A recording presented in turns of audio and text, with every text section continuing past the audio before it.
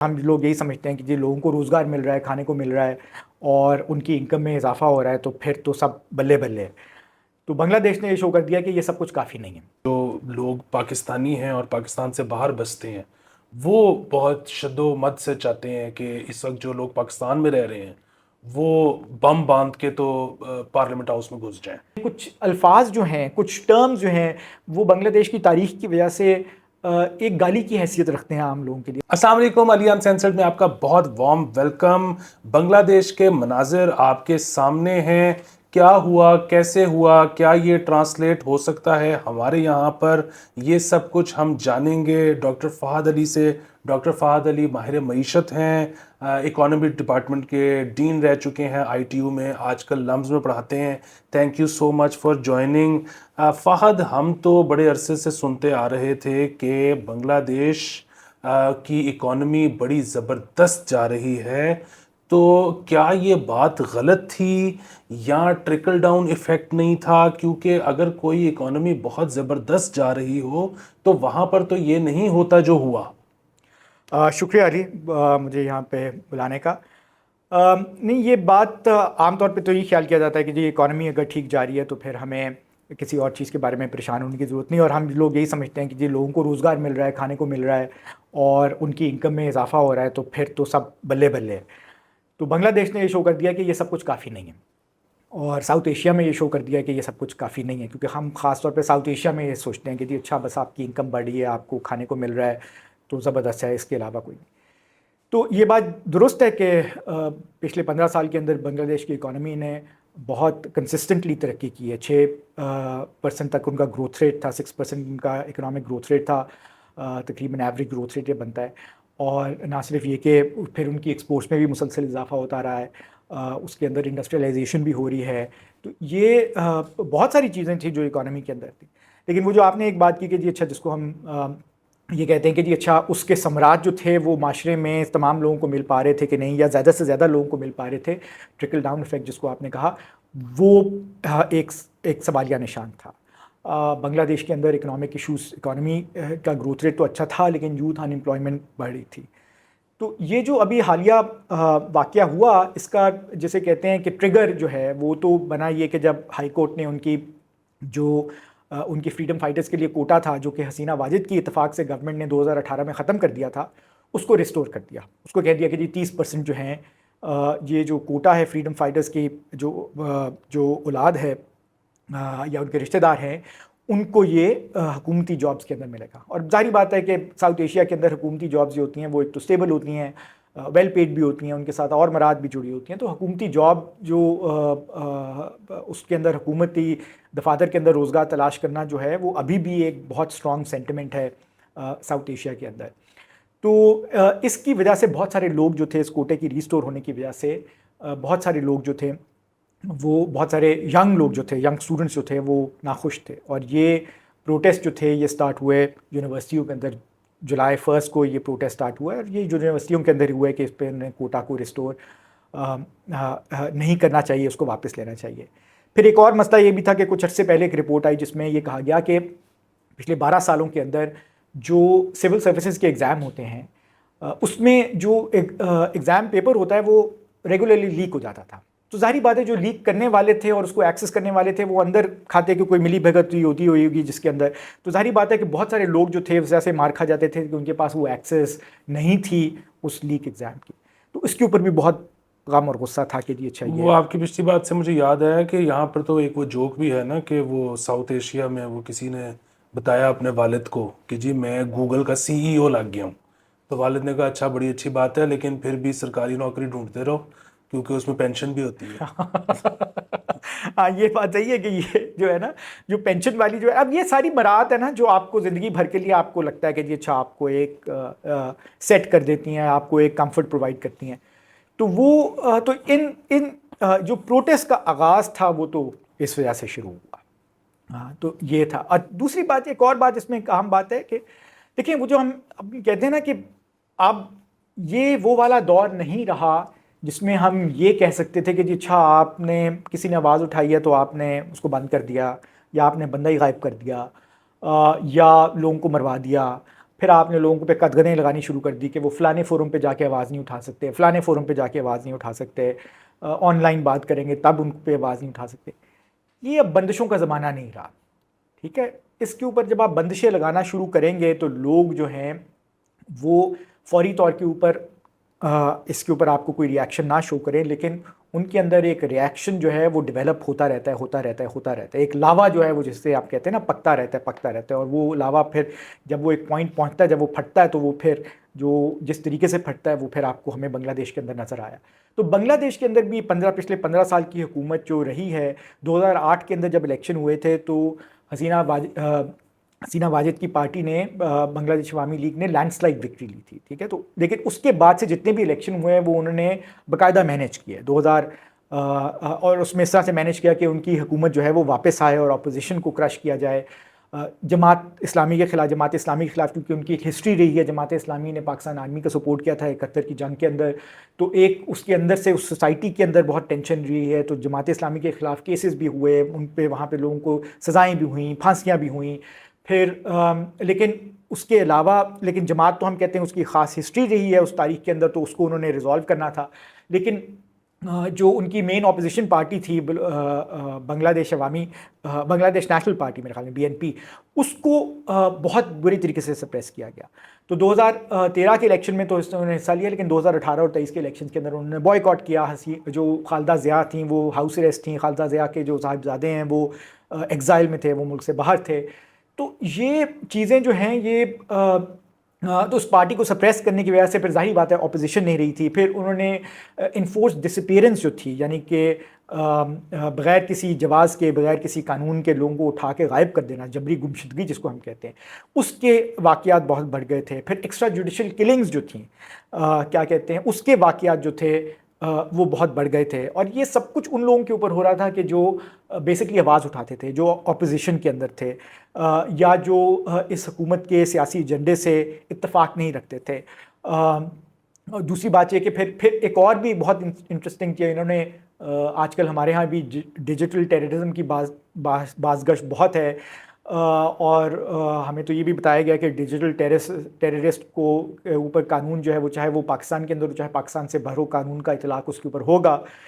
तो या वहाँ पे भी इसी किस्म का डिजिटल सिक्योरिटी एक्ट टाइप की कोई चीज़ थी, मेरे ख्याल में नाम मैं शायद सही नहीं ले रहा, लेकिन इसी तरह का एक एक्ट था जो पास किया गया, और उस पर भी यही था कि जो ऑनलाइन डाइसेंट है उसको पकड़ के कुचल दो। तो ये सारी चीज़ें जो थी, ये जो थी एक लिहाज से इन सब चीज़ों ने किया। और वही बात कि जी इकॉनमी अगर ठीक चल भी रही हो, अगर उसके समरात सबको नहीं मिल रहे, और तो वो भी एक वजह बन सकती है, और ये सारी चीज़ें भी एक वजह बन सकती हैं जिसकी वजह से स्टूडेंट्स ने अल्टीमेटली इस तरह से रिएक्ट किया। बिल्कुल ठीक है। यहाँ पर एकदम से हमने एक और चीज़ देखी है कि बहुत लोगों की, ख़ास तौर पे जिनकी हमदर्दियाँ PTI से हैं, उनकी होप्स बड़ी हाई हो गई हैं। बल्कि ये कहना नामुनासिब होगा, अगर पूरी बात की जाए तो ऐसे लोग जो कि PTI से हमदर्दी रखते हैं और पाकिस्तान में नहीं रहते, वो कहते हैं कि घुस के फट जाओ, अब नहीं तो कब, तुम नहीं तो कौन। तो वो कितना लगता है आपको कि ये चीज़ पाकिस्तान में भी हो सकती है? नंबर एक चीज़। नंबर दो चीज़ ये कि ये मतलब ये तहरीक तो थी, ये तहरीक बड़ी कामयाब हुई, लेकिन ये इनकलाब तो नहीं है, क्योंकि उसकी वजह ये है कि वहाँ पर उनके पास कोई अल्टरनेट पॉलिटिकल एक स्ट्रक्चर तो मौजूद नहीं है जो कि अब इस खला को पुर कर सके। मतलब हसीना चली गई, बाकी पीछे वही है। नहीं, ये बात ठीक है। और दूसरी बात ये कि देखें, जब इस तरह के वाक़यात हो रहे होते हैं ना, और जो लोग, जो फोर्सेस ताकत में होती हैं, जो पावर में होती हैं, उनके लिए असल में वो अक्सर इस मामलात के ऊपर, हम हाइंडसाइट इस 2020 तो हम देख सकते हैं, जब हम पीछे मुड़ के देखते हैं तो हमें लगता है कि अच्छा यार ये कर सकते थे, ये कर सकते थे। लेकिन ये जब जो फोर्सेस पावर में होती हैं वो मुसलसल कुछ गलतियाँ किए जाती हैं, क्योंकि उनको अपनी ताकत का नशा बहुत होता है, उनको ये जोम बहुत होता है कि जी अच्छा वो पावर में हैं और वो रहेंगे। तो जो हसीना वाजिद ने भी गलतियां की वो यही थी कि जी अच्छा इनको रिएक्शन यही था कि बजाय से कि इनके बात करके इनको शुरू में ही बिठा लिया जाता, उन्होंने कहा कि इनकी हिम्मत कैसे हुई हमें चैलेंज करने की, ठीक है। तो उनको पुलिस के थ्रू क्या कहते हैं सप्रेस करने की कोशिश की गई, फिर पुलिस के थ्रू उनके ऊपर टीयर गैस और लाठी चार्ज, और आर्मी को भी बुला दिया गया। आर्मी को तो आखिर जो कुछ था कि जो शूट ऑन साइट के ऑर्डर्स भी दिए गए, लेकिन उन्होंने उसको कैरी आउट नहीं किया। लेकिन वहां पे बाहर जाने गई हैं। जाने गई हैं, बिल्कुल जा गई हैं। और फिर मसला सा रही कि फिर जब पुलिस और यहाँ बात तो यहाँ तक पहुँच गई थी, जब पुलिस और फौज की तरफ से वो कोऑपरेशन नहीं मिल रही थी, और हसीना वाजिद को इस पर बहुत गुस्सा था कि ये क्यों नहीं मिल रहा। और वो भी, उसकी भी मैं तफसील बता देता हूँ कि वो क्यों गुस्सा था। कि ये तो उन्होंने जो बांग्लादेश अवामी लीग के जो स्टूडेंट विंग था उसको, मतलब आपने कहें एक लिहाज से खुला छोड़ दिया इन प्रोटेस्टर्स के ऊपर। तो वो लाठियाँ और मशैटीज़ लेके पहुँच गए, और उन्होंने, तो उसमें बहुत सारे स्टूडेंट हलाक हुए। एक स्टूडेंट की हलाकत हुई थी, पहले स्टूडेंट की जिसके हलाकत हुई थी अबू सईद की। उसके बाद भी लोगों को बहुत गम और गुस्सा था, उस वक्त भी हालात को संभाला जा सकता था। लेकिन हसीना वाजिद ने जो एक बहरहाल गलतियां की वो यही थी कि जी अच्छा हम इनको ज़ोर दे के ज़ोर से दबा लेंगे। फिर उन्होंने ये बात की कि जी अच्छा कुछ जो हैं, कुछ अल्फाज जो हैं, कुछ टर्म्स जो हैं, वो बांग्लादेश की तारीख की वजह से एक गाली की हैसियत रखते हैं आम लोगों के लिए। तो उन्होंने टीवी पर आके कह दिया कि ये तो रज़ाकार हैं या उनकी औलादें हैं। अब रज़ाकार कौन थे? 1971 की जंग के अंदर जब पाकिस्तान फौज ने 3 क्या कहते हैं पैरामिलिट्री फोर्सेस कह लें, सिविलियन जो नॉन आर्म फोर्सेस वाली जो उन्होंने बनाई, वो जमात इस्लामी की अल शम्स और अल बदर थे, और तीसरे रज़ाकार थे।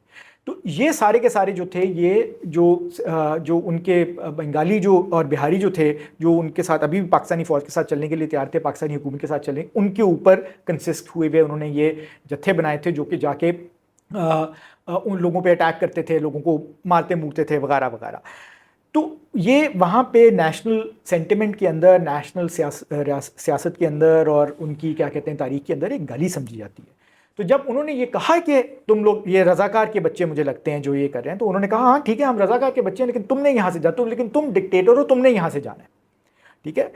तो अच्छा, ये इस पे वैसे ये भी एक बहुत काबिल सताइश बात है कि मतलब अमूमन पाकिस्तान में भी कम ज़हीन लोग पाए जाते हैं, और अगर कोई निकल भी आए तो उसका मशवरा कोई सुनता नहीं है। लेकिन बड़ी बात है, पता नहीं कौन वो शख्स था जिसने मशवरा दिया 9 मई वाले दिन के गोली मत चलाना। हाँ, और गोली नहीं चलाई गई। बिल्कुल और बिल्कुल। सब कुछ बड़ा जो है वो फामो तफहीम से उसके बाद इस्टेब्लिशमेंट ने मैनेज कर लिया। हाँ, अगर हाँ, उस दिन गोली चल गई होती तो बड़ा मसला था। बिल्कुल बिल्कुल, गोली बिल्कुल बिल्कुल हवाई फायरिंग मेरे ख्याल में उसके वाक़यात का पता चला था, लेकिन किसी के ऊपर डायरेक्टली फायर नहीं किए थे। ये वाकई बहुत ही मेरे ख्याल में दूरअंदेश अक्लमंदाना फैसला था कि जी अच्छा गोली नहीं चलानी किसी सूरत भी, और किसी भी तरह लोगों के ऊपर डायरेक्ट फायरिंग नहीं करनी। तो ये, और उसकी वजह से किसी का मेरे ख्याल में जानी नुकसान भी नहीं हुआ, तो हमारे यहाँ वो बचत हो गई। क्योंकि फिर वो यही होता है, जिस तरह बांग्लादेश में गोली चल गई, तो फिर आपके पास जो उसके नताइज होते हैं उसका कंट्रोल करना आपके हाथ में नहीं रहता। एक और भी हसीना वाजिद को जोम था कि जी अच्छा, ख़ास तौर पे क्योंकि फ़ौज की उनकी एक तारीख रही है, फ़ौज के अंदर तवातर से जब से वो आज़ाद हुए हैं पाकिस्तान से, तो वो तवातर से उनके अंदर कूज़ होते रहे हैं। तो वो क्या कहते हैं 75 के अंदर हुआ पहला कू, फिर उसके 75 के उसी के अंदर दौरान जो था वो दोबारा कू हो गया, फिर 77 के अंदर कू हुआ, फिर अर्ली 80 के अंदर एक कू की अटैम्प्ट हुई, फिर लेट 80s के अंदर कू की अटैम्प्ट हुई, 90s के अंदर कू। तो कूज़ की एक तारीख वहाँ पर रही है, तवातर से कूज़ होते रहे। तो ये था कि जब 2008 के अंदर ये हुकूमत में आई थी, तो ये था कि जी अच्छा आर्मी इनको सपोर्ट करेगी कि नहीं करेगी। और ये आर्मी को, तो उन्होंने उसका भी तरीका ये निकाला कि जी अच्छा उन्होंने आर्मी को उन्होंने अपने लॉयलिस्ट से भरना शुरू कर दिया कि जी वहाँ पे लॉयलिस्ट जो हैं वो आएँ। फिर उन्होंने ये किया कि आर्मी के लिए उन्होंने बहुत सारे लाइसेंसेस निकाले, उनको माली फ़वाइद बहुत सारे देने की कोशिश की। बांग्लादेश को उन्होंने, जो यूएन पीस कीपिंग फोर्सेस के अंदर लोग जाते हैं, वो बांग्लादेश मेरे ख्याल में सबसे बड़ा कंटिंजेंट जो है, अगर बांग्लादेश सबसे बड़ा कंटिंजेंट नहीं भेजता तो वो उन शुरू के फहरिस्त के चंद ममालिक में से है जो सबसे बड़े बड़े कंटिंजेंट भेजते हैं। अब उससे ये होता है कि जब आप यूएन की जाके पीस कीपिंग मिशन के ऊपर करते हैं, तो यूएन जो है आपको उसके पैसे देता है, तो आपके फ़ौज को और आपके जो भी अफसरान और जवान जा रहे होते हैं, तो उन्होंने सिर्फ अपने अफसरान नहीं भेजे, उन्होंने रैंक एंड फाइल जवान भी जो थे फौज के, वो भी यूएन के पीस कीपिंग मिशन के अंदर भेजे। तो जाहिर बात है उनसे एक उनकी इनकम बेहतर हो गई, उनके हालात बेहतर हो गए। तो ये सारी चीज़ें भी हुई, तो इसकी वजह से ये उनका ख्याल था कि जी अच्छा मैंने अब इनकी लॉयल्टी जीतती है, तो ये मेरे साथ सपोर्ट करना शुरू। बल्कि अभी जो उनके मेरे जहन से उनके चीफ़ ऑफ आर्मी स्टाफ का नाम निकल गया एकदम से, तो वो जारी बात है वो नाम हम आप रोज़ाना की बुनियाद पे नहीं सुनते तो याद नहीं रहता, लेकिन वो जो चीफ़ ऑफ आर्मी स्टाफ हैं, वो एक और जो पिछले चीफ़ ऑफ आर्मी स्टाफ थे जनरल मुस्तफ़ीज़ुर रहमान, वो उनके दामाद हैं। और जनरल मुस्तफ़ीज़ुर रहमान जो हैं वो हसीना वाजिद के कज़न हैं। तो ये जो था कि जी अच्छा वो उनकी कोशिश यही थी हसीना वाजिद की कि जी अच्छा मैं अपने सारे जो आसपास के मेरी जो लोग हैं उनको मैं मजबूत करके अपने साथ लेके चलूँ। लेकिन मेरे ख्याल में वो अवाम का जो रिएक्शन था वो इतना ज़्यादा था, बल्कि आज ही मैं बल्कि ट्विटर के ऊपर एक बड़ा एक बांग्लादेशी ने बहुत इंटरेस्टिंग बहुत ज़बरदस्त लंबा सा थ्रेड किया हुआ था जिसमें ये भी था कि 45 मिनट जाने से पहले तक, मुल्क से छोड़ने और भागने से जाने से पहले तक वो बज़िद थी इस बात के ऊपर कि फ़ोर्स का इस्तेमाल करो और इनको दबा दो और क्या कहते हैं ये किसी सूरत भी मैंने इनको जीतने नहीं देना या मैंने इनकी बात नहीं सुननी। तो अब वो और जो शुरू में प्रोटेस्टर्स ने जो 9 पॉइंट्स का एजेंडा दिया था जिसमें अक्सर यही था कि माफ़ी मांगे, कोटा को विड्रॉ कर लें, जो इंटीरियर मिनिस्टर था मेरे ख्याल में उसके इस्तीफे का मुतालबा किया था, 1-2 मिनिस्टर्स के और के, मतलब वहाँ पे अगर उनके साथ बातचीत हो जाती बैठ के आमताज को गिव एंड टेक हो जाता तो शायद ये मामला थम जाता। लेकिन ताकत का नशा मेरे ख्याल में बहुत बिल्कुल ठीक है। सो अब ताकतवर होता है। बुनियादी बात वही है कि वहाँ पर अब फौज आ चुकी है और अगेन फौज आना भी कोई बहुत अच्छी बात नहीं होती, लेकिन ऐसे मौक़ों पर फौज ही आती होती है जी क्योंकि फिर वही बात है कि आपके पास कुछ पैरेलल तो है नहीं है। जी इसमें फौज अगर बहुत ज़्यादा नेक नियति से काम करे तो वो ये कर सकती है कि इलेक्शंस जल्दी करवा दे। जी और वो मतलब फिर वही बात है, अगेन ऑल्टरनेट कुछ है ही नहीं आपके पास, तो जब हो भी जाएंगे इलेक्शन तो क्या होगा। अभी एक बड़ी मज़े का खेज बात वहाँ पर यूथ ने की कि जिस वक्त फ़ौज आई तो यूथ ने कहा जी कि हम नहीं चाहते कि फ़ौज आए, हमने हुकूमत हटाई है तो अब हम बताएंगे कि हुकूमत कैसे फॉर्म होगी।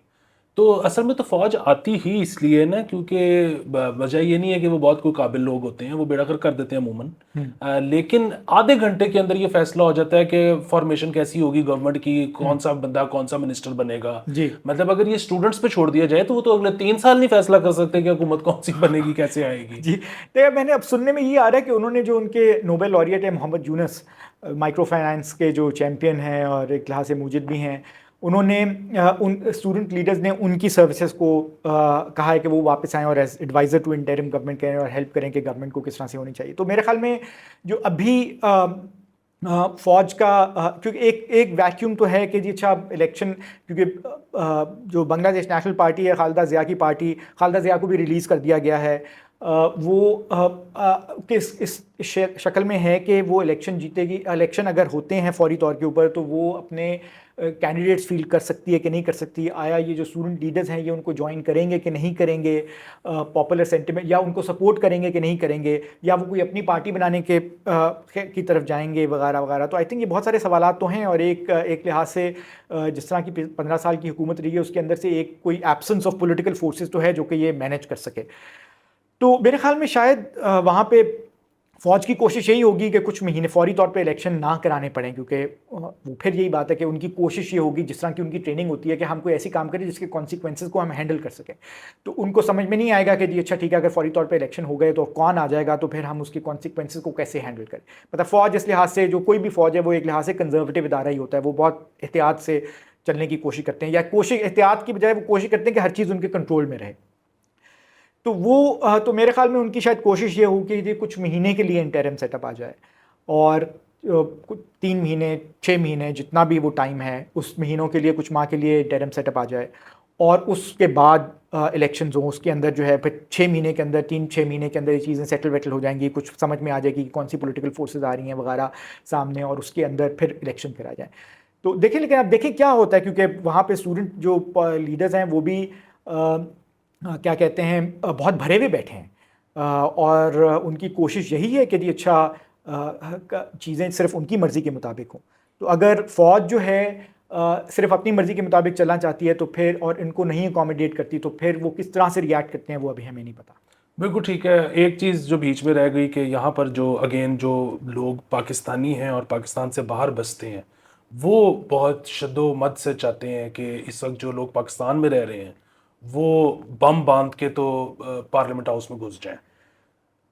हाँ, ये असल में मैंने ना इसमें एक थ्योरी है कि बांग्लादेश के अंदर जो हुआ वो सब कुछ कैसे हुआ, वो तो हमने पहले कह दिया ना कि उन्होंने कोटा रिस्टोर कर दिया था, तो वो ट्रिगर बन गया, वो पहली की वजह से, उसकी वजह से प्रोटेस्ट स्टार्ट हुए, फिर गोली चला दी, फिर रजाकार कह दिया, फिर ये इस तरह, फिर ट्रिकल डाउन इफेक्ट नहीं हुआ, तो वो चीज़ें जो थी सारी सारी, असल में ये जो मेरे ख्याल में, मेरा ज़ाती ख्याल ये है जो अपनी अभी तक, और जाहिर बात है गलत हो सकते हैं इस असेसमेंट के अंदर, लेकिन मेरी ज़ाती असेसमेंट ये है कि ये जो प्रोटेस्ट था, it was largely driven by Bangladesh की जो दरमियानी तबका है, मिडिल क्लासेस हैं। मिडिल क्लास जो है ना, वो एक क्लास नहीं होती, बहुत सारी होती हैं, उसमें किसी की तनख्वाह कम है, किसी की तनख्वाह ज़्यादा, कोई वाइट कॉलर वर्कर है, फिर कोई एक लिहाज से वाइट कॉलर बिजनेसमैन भी है, किसी का छोटा बिजनेस है, किसी का बड़ा बिजनेस है, लेकिन वो कोई, जिसको हम बिग बिजनेस कहते हैं, वो बड़े कैपिटलिस्ट के अंदर नहीं आते, छोटे मोटे कि तो कोई कम प्रॉफिट बना रहा है, कोई ज़्यादा प्रॉफिट बना रहा है, लेकिन ये जिसको हम उर्दू के अंदर हम कहते हैं ना सफ़ेद पोश, तो सफ़ेद पोश के अंदर वो छोटा बिजनेस, थोड़ा सा बड़ा बिजनेस, थोड़ा सा इस्टेब्लिश बिजनेस कह लें, किसी की तनख्वाहदार है तो किसी की तनख्वाह ज़्यादा है, किसी की कम है, लेकिन हैं सारे ये सफ़ेद पोशी।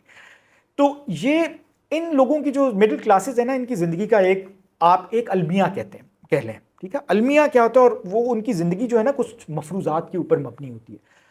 वो अलमिया इनके लिए बड़ा क्या कहते हैं, मेरे ख्याल में इम्पॉर्टेंट होता है, और मफरूज़ात जो हैं वो बेहद अहम होते हैं जिसके ऊपर वो अपनी ज़िंदगी गुजारते हैं। अलमिया उनका ये होता है कि जी अच्छा, वो अपने हालात में बेचारे कभी उस तरह से खुश नहीं होते, ठीक है। वो कहते हैं हम अल्लाह का शुक्र अदा करें, लेकिन उनकी खुश इस तरह से ये नहीं होते, वो जो मर्जी कहने के we are grateful, we are thankful for what we have, लेकिन वो खुश इस लिहाज से नहीं होते कि वो हर वक्त ये सोचते रहते हैं कि अपने हाल से उनको निकल के बेहतर की तरफ कैसे जाना है, यानी कि वो अपवर्डली सोशली मोबाइल होते हैं, ठीक है, या सोशली अपवर्डली मोबाइल होते हैं, ठीक है, सोशली अपवर्डली मोबाइल होते हैं, कि वो अब जिस सीढ़ी पर हैं उससे ऊपर एक और कदम रखना चाहते हैं, उससे ऊपर एक और कदम रखना चाहते हैं। तो वो हर वक्त उनकी ये कोशिश होती है कि सिर्फ हमें अपने माजी को पीछे नहीं छोड़ना, बल्कि जिस हाल में हम रह रहे हैं उसको भी हमने पीछे छोड़कर आगे जाना है।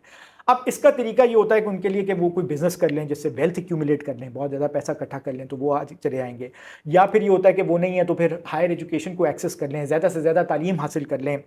क्या कहते हैं, और मैं भी बाय द वे, मैं अपने आप को ये बात करते हैं तो एक सेल्फ रिफ्लेक्शन के तौर पे कह रहा हूँ, मैं भी अपने आप को मिडिल क्लास ही समझता हूँ, और मैं भी इन्हीं इसी अलमिया से और इन्हीं मफरूज़ात के ऊपर अपनी ज़िंदगी गुजारता हूँ। मेरे ख्याल में शायद आप भी ऐसी सोचते हो और ऐसे ही ज़िंदगी गुजारते हो। तो वो एक जो होता है कि जी अच्छा, हमने अपवर्डली हम सोशली मोबाइल होना है, हमने क्या कहते हैं अपवर्ड मोबिलिटी हमने रखनी है, हमने अपने हालात को इससे निकल के और बेहतर हालात में जाना है, जिसमें हमारे पास वेल्थ ज़्यादा है, थोड़ी सी पावर भी आ जाए उससे एसोसिएटेड। तो ये और तो मफरूज़ात उनके जो होते हैं ना, उसके लिए वो बहुत अहम होते हैं। वो ये होते हैं कि जी एक तो उनका मफरूज़ा होता है कि वो जितने हार्ड वर्किंग है, जितने मेहनती, वो और कोई नहीं, और जितने काबिल वो हैं मेरिट के ऊपर आने के लिए, और कोई नहीं है सकता, ठीक है। तो इन दोनों चीज़ों के ऊपर ना वो अपने आप को तफरीक करते हैं, अपने आप को डिफ्रेंशिएट करते हैं वर्किंग क्लास लोगों से, गरीब लोगों से भी, और अमीर लोगों से। तो गरीब लोगों पे तो वही कहते हैं कि जी गरीब लोगों का एक ये भी होता है कि जी उनकी ख्वाहिश तो होती है, सारी बात है कि उनके भी हालात बेहतर हो जाए, लेकिन उनको पता होता है, क्योंकि वो जद्दी पुश्ती गरीब होते हैं बेचारे, जनरेशन से गुर्बत चली आ रही है, गुर्बत चली आ रही है। तो वो क्या कहते हैं, उनको एक लिहाज से वो उन्होंने देख लिया होता है कि जी हमारे हालात में बहुत ज़्यादा तब्दीली नहीं आ सकती, चौधरी भी मर जाए, मैं पिंड का चौधरी नहीं बन सकता। हाँ बिल्कुल। तो वो यही होता है कि जी अच्छा, बस जो कर रहा है ना, इसी के अंदर से थोड़ा बहुत निकल जाए या कुछ मिल जाए तो हमें बड़ी बात है, लेकिन इससे ज़्यादा शायद हमारे हालात में कोई एक सबमिशन होती है to the system in which they are living and working, चाहे वो इकोनॉमिक सिस्टम हो गया, पॉलिटिकल सिस्टम हो गया, कि यार ये नहीं हम तब्दील हो सकते, ये हमारे लिए तब्दील नहीं हो सकता, इसके अंदर यही है। तो ये तो मिडिल क्लासेस जो है ना, अपने आप को वर्किंग क्लासेस से डिफ्रेंशिएट करती हैं कि ये लोग पढ़े लिखे नहीं होते, और क्योंकि हम पढ़े लिखे हैं तो ये तो है ना कि जी अच्छा इस तरीके। और दूसरी ये कि जो पढ़े लिखे हैं तो उनको मेहनत सही वाली करनी नहीं आती, तो एक तो ये स्मार्टली काम नहीं कर सकते। तो हम पढ़े लिखे हैं, हम मेरिट पर आ सकते हैं, और हम स्मार्टली हार्ड वर्किंग भी कर सकते हैं। ये अपने आप को जो अमीर तबका है उससे डिफ्रेंशिएट इस तरह से करते हैं कि यार ये तो जद्दी पुश्ती अमीर है ना, ये तो पैदा हुआ था तो ये इसका बाप भी अमीर था, उसका बाप भी अमीर था, उसका बाप भी अमीर था, तो ये तो अमीर इब्ने अमीर चले आ रहे हैं। तो इनकी तो वेल्थ इन्होंने पता नहीं करप्शन से किसी से करके कोई पैसे पूसे खा के इन्होंने बना ली है, अवाम को लूट के। जो हम वेल्थ बनाएंगे ना, वो बनाएंगे हार्ड वर्क के ऊपर, और वो मेरिट के ऊपर होगी। हम मेरिट के ऊपर आने के लिए तो हम जो है ना वो प्रिंसिपल लोग हैं, हम क्या कहते हैं असूल पसंद लोग हैं। अच्छा, ये सारे मफरूज़े जो है ना, इसमें अंदर उनके लिए एक और मफरूज़ा जो अहम होता है ना, वो ये होता है कि यार जिस सिस्टम में हम रह रहे हैं ना, पॉलिटिकल सिस्टम में और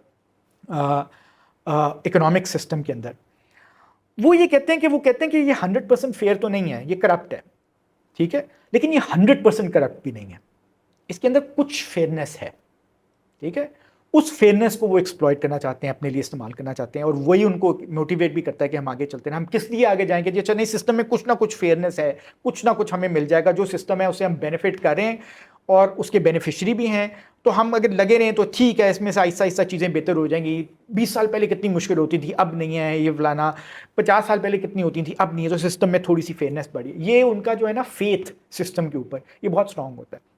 जो गरीब है, वर्किंग क्लास है, वो सिस्टम विस्टम के ऊपर नहीं फर्क, उसको आप वो इलेक्शन के टाइम में भी जाके पूछे, उनको नहीं फ़र्क पड़ता। वो कहते हैं कि नहीं, हमें इससे नहीं कि सिस्टम फेयर है कि नहीं है, हमने देखना है कि हमें क्या मिल सकता है, बस थोड़ा सा, बस उसके ऊपर। ये मिडिल क्लासेस बिलीव करते हैं कि सिस्टम जो है ना, इसके अंदर थोड़ी सी फेयरनेस है, और यही उनको ड्राइव करती है। जिस दिन ये सोच लेना कि system is not fair any more and it can not benefit them any more and it is 100% corrupt, उस दिन गेम ओवर हो जाती है। ठीक है, तो बांग्लादेश के अंदर पिछले 15 साल के अंदर जो तारीख रही है, जो सब कुछ होता रहा है, वो ट्रिगर्स तो ये हो गए कि जो इकोनॉमिक ग्रोथ का ट्रिकल डाउन इफेक्ट नहीं हुआ, और या 30% कोटा रिस्टोर कर दिया हाई कोर्ट ने, और गाली दे दी, क्या सियासी तौर पे गाली दे दी प्राइम मिनिस्टर ने, फिर लाठीचार्ज, गोली का इस्तेमाल वगैरह। ये सारे ट्रिगर्स हो सकते हैं कि जो उनको ये कहें कि जी अच्छा, हमने पीछे नहीं हटना। लेकिन मेरे ख्याल में the back of the mind जो एक सेंटिमेंट था ना, वो ये था कि this system is now 100% corrupt and it can not benefit अस। और ये बिलीफ यहाँ पर नहीं है। ये बिलीफ जो है ना, अब यहाँ पे एक लिहाज से है भी और नहीं भी है। मतलब आप जो जो ये वाला खित्ता है, सेंट्रल नॉर्थ पंजाब वाला, यहाँ नहीं है। देखिए, पाकिस्तान के अंदर जो है ना, हम जब कहते हैं ना पाकिस्तान के अंदर कुछ नहीं हो रहा, कुछ नहीं हो रहा, पाकिस्तान के अंदर बहुत कुछ हो रहा है। पाकिस्तान जोग्राफिया के लिहाज से नॉर्थ और सेंट्रल पंजाब नहीं है। ठीक है, पाकिस्तान के अंदर बलूचिस्तान भी है, पाकिस्तान के अंदर खैबर पख्तूनख्वा भी है, सिंध भी है, पंजाब भी है, ठीक है, और कश्मीर भी है, और गिलगित बल्तिस्तान भी है। तो अब हम जब ये देखते हैं ना कि जी अच्छा, इतने कुछ नहीं हो रहा, इतने लोग सुते पे ने, ये लेजी हैं, कुछ करते नहीं हैं, ये ऐसी बात नहीं है। खैबर पख्तूनख्वा के अंदर जो है हमारे पास बहुत प्रोटेस्ट हुए हैं, और बहुत बड़े बड़े प्रोटेस्ट हुए हैं। वहाँ पे पश्तून तहफ़्फ़ुज़ मूवमेंट ने अमन के लिए बहुत बड़े बड़े प्रोटेस्ट किए हैं, वहाँ पे उठ गए हुए हैं, वहाँ पे लोग इस वक्त भी हो रहे हैं, इस वक्त भी हो रहे हैं। ठीक है, बन्नू के अंदर बहुत बड़ा प्रोटेस्ट हुआ था। बन्नू फाटा नहीं है, बन्नू एक प्रॉपर सेटल्ड सिटी है। बन्नू के अंदर कंटोनमेंट कोई 70 साल पुरानी कंटोनमेंट है, वो अभी नहीं बनी हुई। तो ये इसका मतलब है कि सेटल्ड एरिया है जिसके अंदर आपका ये प्रोटेस्ट, और बहुत बड़ा प्रोटेस्ट हुआ जिसके अंदर उन्होंने कहा कि नहीं, हमें नहीं ऑपरेशन चाहिए, हमें नहीं चाहिए ये सब कुछ, हमने अमन चाहिए, हमें निकालो यहाँ पे, जो भी अमन के खिलाफ काम करता है उसको निकालो यहाँ से, और हमें यहाँ पे अमन के साथ रहना है। फिर बलूचिस्तान है, बलोच यकजहती काउंसिल ने गवादर के अंदर अब बहुत बड़ा जलसा किया, एज वी स्पीक हो रहा है, एज वी स्पीक हो रहा है। वो बैठे हुए हैं वहाँ पे, आप नहीं उनको गिरफ्तार कर पा रहे। ठीक है, आप कहते हैं आपने गोली भी चला के देख ली उनके ऊपर, लेकिन उसके बावजूद लोग पहुंच गए, और बहुत बड़ी तादाद में पहुंचे। ये वो सारे लोग हैं जिनका 100% एतमाद उठ गया सिस्टम के से, यार सिस्टम इज 100% करप्ट। ठीक है, वो चाहे खैबर पख्तूनख्वा में बैठा है, चाहे वो बलूचिस्तान के अंदर बैठा है, वो कह रहा है सिस्टम इज 100% करप्ट। ठीक है, और अब आपने ये कहा है कि जी अच्छा ठीक है, एक जमाना था ना, हम अब वही कहते हैं कि जी अच्छा, जो पावर में लोग हैं ना, वो एक जब वो होते हैं पावर में तो वो मुसलसल मिस्टेक्स करते रहते हैं। तो उमैर जावेद ने बल्कि उसके ऊपर एक बहुत अच्छा कल, मेरे ख्याल में कल के डॉन के अंदर आर्टिकल भी था, जो हमारे सुनने वाले हैं वो भी पढ़ें। डॉक्टर उमैर जावेद लम्स के अंदर ही पढ़ाते हैं, सोशियोलॉजिस्ट हैं। तो उन्होंने भी ये बात की कि सारे अरसे के अंदर जो कुछ एफर्ट्स करने की कोशिश भी की गई बलूचिस्तान के इशूज़ को, तो उसको भी डिरेल कर दिया गया। ठीक है, तो अब वो मुसलसल जो है, मेरे ख्याल में जो मिस्टेक्स होती नहीं, उसमें क्या हुआ, डॉक्टर माहरंग बलोच ने मेरे ख्याल में उस खातून लिया, बहुत बाहिम्मत लीडर है, बहुत, मेरे ख्याल में पाकिस्तान के अंदर जो पॉलिटिकल लीडरशिप निकली है पिछले 2-3 डेकेड्स में, उसमें एक बहुत बड़ा नाम मेरे ख्याल में डॉक्टर माहरंग बलोच का है। तो वो जो लीडरशिप निकली है, उसने उस लीडर ने सिंगल हैंडेडली, अकेले उसने ये इंश्योर कर दिया है कि बलूचिस्तान का सवाल अब सिर्फ और सिर्फ बलोच अवाम की टर्म्स के ऊपर ही सेटल हो सकता है। इसके ऊपर पहले अगर किसी को शक था ना, तो वो अब नहीं होना चाहिए। ये उन्होंने काम कर दिया, और ये बहुत बड़ी बात है। इसी तरह पश्तून तहफ़्फ़ुज़ मूवमेंट ने भी ये साबित कर दिया है कि जी अच्छा, जो खैबर पख्तूनख्वा के अंदर अमन का सवाल है, ठीक है, जो वहाँ पे तालिबान का सवाल है, जो क्या कहते हैं, वो जो है, जब तक आप खैबर पख्तूनख्वा की आवाम को, जो उस इलाके की आवाम है, जिसको हम पुराना फाटा का इलाका कहते हैं, और जो सेटल्ड एरिया की आवाम है, आप जब तक उनको नहीं पूछेंगे ना, तो ये मसला आप सेटल नहीं कर सकते। ठीक है, अब सवाल ये रहता है कि पंजाब और कराची के अंदर क्यों नहीं लोग रहते। तो मेरे ख्याल में पंजाब और कराची के अंदर जो लोग हैं ना, जो सिस्टम चल रहा है ना, इकोनॉमिक सिस्टम और पॉलिटिकल सिस्टम, वो उसके बेनिफिशरी हैं। ठीक है, वो ये समझते हैं कि सिस्टम करप्ट है, लेकिन 100% करप्ट नहीं है। क्योंकि वो अभी तक उससे बेनिफिट करते हैं। कुछ फेयरनेस है, कुछ ना कुछ। पंजाब में कहते हैं ना, जो भी मसला हो जाए चल वेख देने की होता है, तो वो वेखते की होता है, वो वही है ना कि अच्छा देखते हैं कि क्या हो जाएगा इसके बाद। ये तो हमेशा से होता आ रहा है, एक लिहाज से होता ही आ रहा है ना कि जी अच्छा इदारों की क्या कहते हैं इन्वॉल्वमेंट रही है, कभी किसी हुकूमत को निकाल दिया, फिर वो पहिया चल रहा है मईशत का कि नहीं चल रहा, ये वो फलाना, अच्छा कुछ ना कुछ हो रहा है, ठीक है। तो अब वो ये जो है ना, ये बात बहुत अहम है। वो बेनिफिशरी हैं, और इन केस ऑफ अ तहरीक और इनकलाब they have something to lose. हाँ एग्जैक्टली अभी कह रहा था, जिस दिन ये ख्याल उनको आ गया या इस बात पे वो कन्विंस हो गए कि नहीं यार, अब हम इस सिस्टम से बेनिफिट नहीं कर सकते, ये सिस्टम इज 100% करप्ट, ठीक है, फिर वो जिस तरह अंग्रेजी में कहते हैं ना, then all bets are off. फिर मैं ये नहीं कहना चाह रहा कि श्रीलंका हो जाएगा, बांग्लादेश हो जाएगा, मुझे नहीं पता क्या होगा, हम कोई नजूमी तो नहीं है ना, लेकिन वो पॉइंट, और वो पॉइंट कब पहुंचेगा हमें ये भी नहीं पता, हो सकता है ना पहुंचे। वो कहते हैं कि ठीक है ये सिस्टम ऐसे ही चल रहा है, ऐसे ही चल रहा है, हमें इसमें से हमारा इसमें से काम चल रहा है तो हम निकलते रहेंगे, हमने करना ही नहीं है तो हम क्या करेंगे फिर, ठीक है। हो सकता है पहुंच जाए, ठीक है, जब पहुंचेगा तो फिर वी कैन से कि ऑल बेट्स आर ऑफ, फिर हमें नहीं पता कि क्या होगा। बिल्कुल ठीक है। मेरे ख्याल में काफ़ी हमने तफसीलन जायज़ा लिया है बांग्लादेश की सिचुएशन का, और उसको कंपेयर किया है पाकिस्तान के साथ। और अगर इसमें कोई मज़ीद डेवलपमेंट होगी, वैसे तो हम डेवलपमेंट के ख़िलाफ़ हैं, बहुत तेज़ी से डेवलपमेंट नहीं होनी चाहिए, धीरे धीरे होनी चाहिए, लेकिन होगी तो हम इसको दोबारा बिल्कुल। कवर करेंगे। आपका देखने का बहुत ज़्यादा शुक्रिया। अगर आप कुछ भी कमेंट करना चाहते हैं तो यूर मोस्ट वेलकम, हम अगले एपिसोड में उसको हिस्सा बनाएंगे। अगर आपको शो पसंद आया तो शेयर ज़रूर करें और पेट्रन भी बने। Thank you.